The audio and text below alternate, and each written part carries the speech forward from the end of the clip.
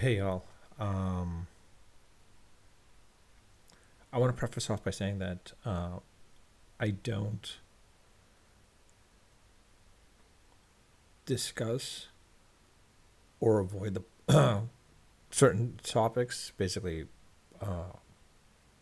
politics and religion. The only way I'll jump into it is if it's just something I have to get into because I mean, like example was the George Santo issue. I had to get into that, but let's be honest. I mean, yesterday it it was a complete and utter disaster and train wreck for on both ends, but more so on from the Biden camp. Quite honestly, it's I don't know what to say. Basically, I honestly don't know what to say because this is one of those things where I don't know what you would do basically because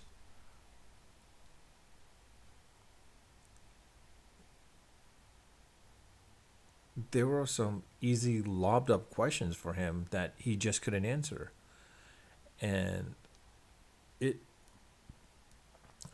put it this way: this debate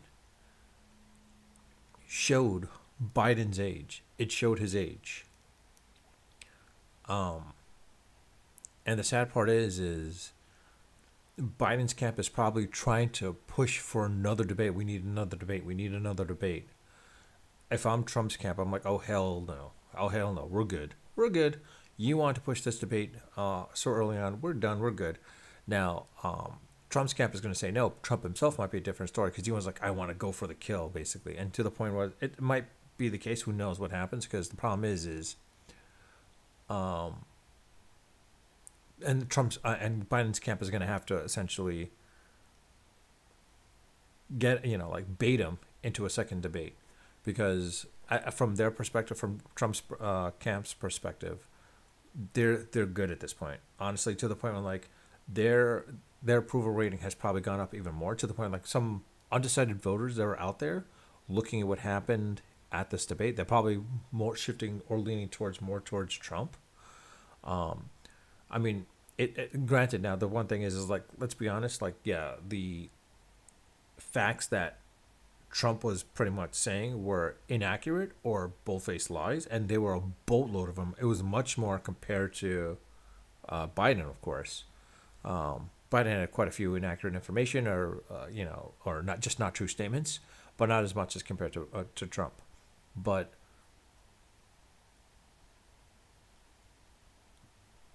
from Biden's camp's perspective, I don't know how you recover from this. I don't know how you spin this. Even Kamala Harris, or Kamala Harris, sorry, that's just one thing I had to say.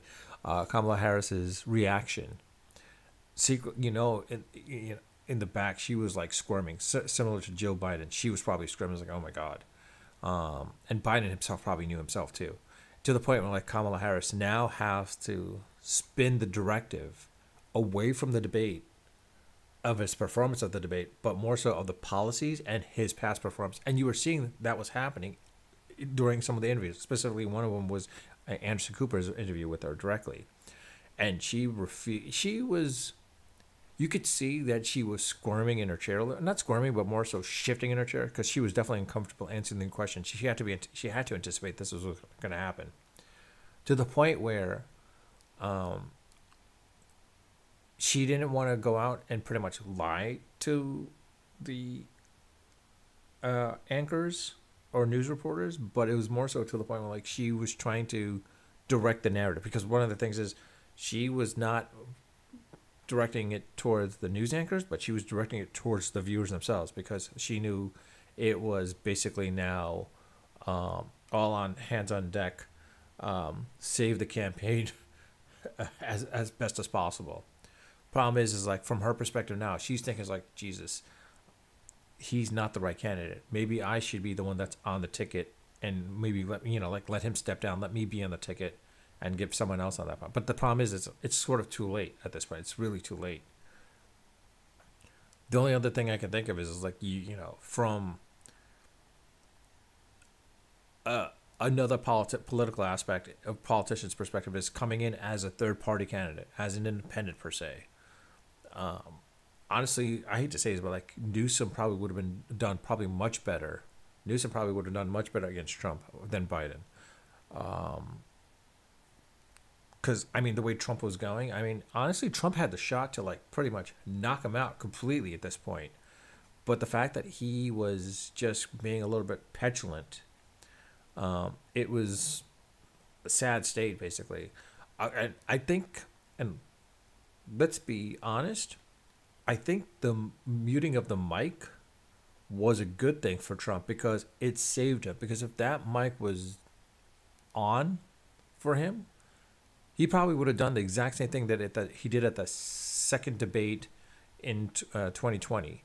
Would have just attacked and not attacked, but like just went at Biden to the point where like Biden could have just like kept himself composed, just waited and let his thoughts go through properly, and then just rebutted Trump at that point because Trump was just always constantly interfering or constantly interrupting, and he was, I think, I put it this way: if this was done in 2020 with the muting of the mic and Trump could not interrupt Biden, I think we probably would have seen this with Biden 4 years ago because Trump kept interrupting him that we didn't see Biden having these issues.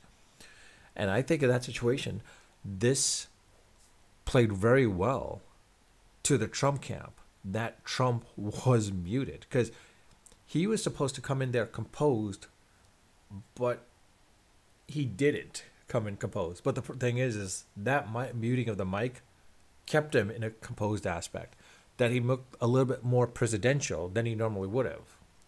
Because let's be honest, Trump with and the fact that there was no audience as well too, I think helped Trump in the long term too. Because let's put it this way: if you do a comparison of Trump's rallies, Trump just loves to talk, and he just goes off script quite a number of times that it just backfires on him. In this debate, because the mic was muted and because he couldn't interrupt Biden, it kept him more, not kept him, but it showed or made it look like he was more composed than he was. And that's one of the things where I was thinking the Biden camp screwed up. Well, I mean, I could see why the Biden camp wanted the debate this early on because it was coming off the fresh off the conviction. But the problem is Biden was not focusing on the convictions in the debate. He could have brought that up quite a number of times, like the way Trump did it with Hillary Clinton, like crooked Hillary, etc. He could have just called him crooked Trump, convicted felon Trump, whatever it may be. He could have done that to the point where like Trump was able to avoid a lot of the questions that were given to him. Biden had the shot. Like, why don't you just answer the question? I mean, why don't you answer the question about the insurrection, about your conviction, and about the election results? Of 2024, will you accept them? Trump avoided those three key questions, and Biden had the shot to like go right at him for it. Biden had also the shot to like basically shoot down Trump's lies and factual inaccuracies, fact inaccuracies, or alternative facts as it would be called. And Biden didn't do that. It just looked like a senile, I don't want to say senile old man, but like one of your grandpas who's like, you're just bold-faced, wrong, lie. That's a lie. Or you're wrong. But never giving back substantive arguments to Trump. Honestly, I don't know what Biden's team should do now at this point because it's to a point where like they have to bait Trump himself into a second debate. They have to bait him because quite honestly, I mean that or like do the golf game basically to the point of like, hey, let's have a game of golf. Winner takes the presidency. Because honestly, I don't know how Biden recovers from this. And I think Biden himself realizes it to the point where like there's now probably somewhere on their team trying to figure out a way to not spin this, but try to salvage this the best they can. And I don't think they can salvage it, honestly. And it's one of those things where, like I said, I think even you saw Michigan voters. I mean, to the point where like a lot of Democratic policymakers and leaders that saw this are like, "Oh my goodness," or "OMG." I'm not gonna say it straight out the word. "OMG, we're screwed," because they on the same ticket as Biden, they're not gonna win because they're gonna be associated to Biden, and they're gonna have to try to slightly distance themselves away from Biden a little bit. Um, it's if I'm Trump and Trump's camp, basically, if I'm Trump's camp, you tell Trump straight up, keep your mouth shut, do not say anything, don't go off script, give him a script, do not go off script, just keep going in this because right now all he's got to do is just stay in this lane for the next few months, and he should have the election. That's all he's got to do. He's just got to stay in this lane and not go back into a secondary debate. But this is Trump, knowing full well he's not going to stay in his lane unless someone else tells him to stay in his lane. Just stay in this lane. Do not leave the lane. Do not divert, especially on your rallies, because in those rallies he goes off the rails. Just tell him to like in one of the rallies, basically like read off the prompter. Don't go off the prompter. Force him to basically stay on point and do not go off, because anything that he goes off on point, Biden's team and anyone else can just basically attack him from that perspective at that point. I mean, Biden's camp is definitely going to go after him through the, his conviction, to the point where that's all they could focus on at this point, and the insurrection per se. But that's as far as they can go. I hate to say this, but like even world leaders are probably wondering like, this is what just happened there. And the thing is, they probably know this too. I mean, it makes you wonder. The fact that this debate showed his age, it makes you wonder, as a leader now, what's going on in the White House? Is this the Biden that we know? Is this the Biden that we're seeing that's talking to world leaders, to some policymakers, specifically in his party, to the point where like, who's actually running the show? Is it Kamala Harris and Biden's chief of staff? Actually, I don't know who Biden's chief of staff is, quite honestly. Let me find that out. Come on.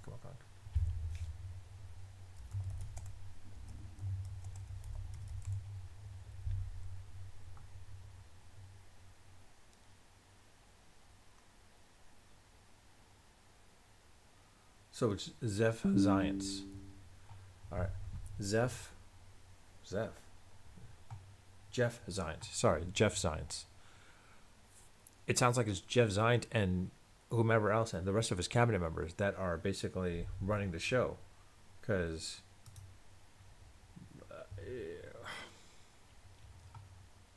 I'm just like really surprised just how it went like this.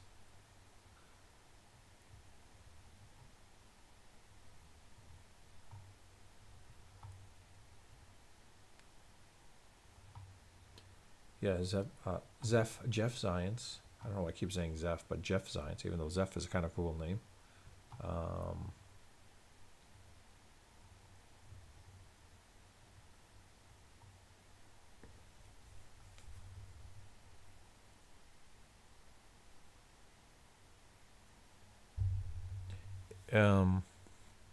Yeah, I mean, honestly, it's.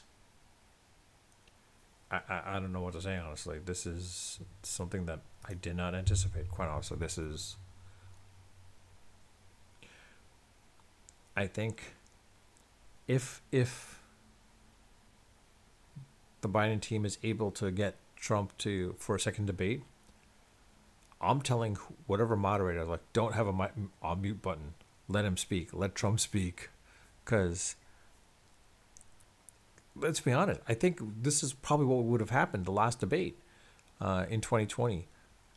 If Trump didn't interrupt him, he probably saved Biden because of that. And if he doesn't interrupt him, we probably would have seen this. And then voters probably would have still kept Trump on board. So, yeah. I mean, you're welcome to put your comments in the comment sections. I really don't care because I'm not going to respond to it. You're welcome to say whatever you want to say about the debate. Again, this is just my opinion alone. It's not representative of anyone or any body or any organization. It's a case where, like, I'm just concerned now to the point, like, between the two candidates, I have no idea what to do. Do I... It's like basically choosing the lesser of two evils now. And I'm not that type of person. If there's a third candidate that comes out of nowhere, that would be great. But I'm not... Robert F. Kennedy's not the person. He's not the... Robert F. Kennedy Jr. is not the person. Let's be honest. The guy's out there. I don't know how he's out there, but he's out there. I mean, I'll be frank. This would be perfect for JFK Jr. If he was still alive. He probably would have been perfect for this. Honestly, maybe Hillary Clinton.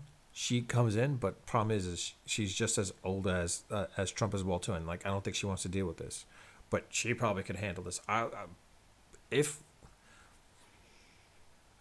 Michelle Obama, I just say this, but bring it Michelle Obama. Let her come in as a third party candidate because like she probably makes it better. She'll probably be the more logical choice compared to all of them. But I don't know. Let's see what happens between now and November. But with that, I'll leave it at that. If you like my channel, like my video, like my content, please subscribe if you haven't subscribed. With that, I'll leave it at that. Unfiltered, unedited, of course, always unrehearsed. Until next time.